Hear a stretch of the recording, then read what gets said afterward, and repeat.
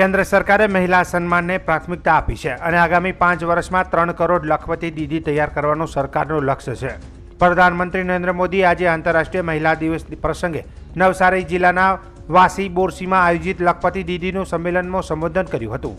પ્રધાનમંત્રી આ સંમેલનમાં 25,000થી વધુ સ્વસહાય જૂથોની મહિલાઓને 450 કરોડ રૂપિયાની નાણાકીય સહાયનું વિતરણ કર્યું હતું। શ્રી મોદીએ 5 લખપતિ દીદીઓને લખપતિ દીદી પ્રમાણપત્ર એનાયત કરી સન્માનિત કરી હતી। કાર્યક્રમમાં આશરે 1 લાખ મહિલાઓ ઉપસ્થિત રહી હતી। આ પ્રસંગે મુખ્યમંત્રી ભૂપેન્દ્ર પટેલે જણાવ્યું કે કન્યા કેળવણી અને શાળા પ્રવેશોત્સવ કાર્યક્રમને કારણે રાજ્યની મહિલાઓ લખપતિ દીદી બની છે।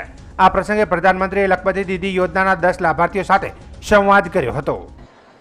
जब हमारी एक बहन लखपति दीदी बनती है तो पूरे परिवार का भाग्य बदल जाता है। महिलाएं अपने काम में गांव की दूसरी महिलाओं को भी जोड़ती है और मेरा तो विश्वास है जिस काम को माताएं बहनें हाथ लगाती है ना उस काम का गर्व भी बढ़ जाता है।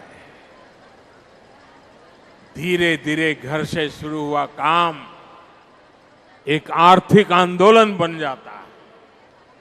सेल्फ हेल्प ग्रुप के इसी सामर्थ्य को निखारने के लिए बीते 10 वर्षों में हमारी सरकार ने इसके बजट को 5 गुना बढ़ा दिया। इन स्वयं सहायता समूहों को 20 लाख रुपए तक का बिना गारंटी का लोन दिया जा रहा है।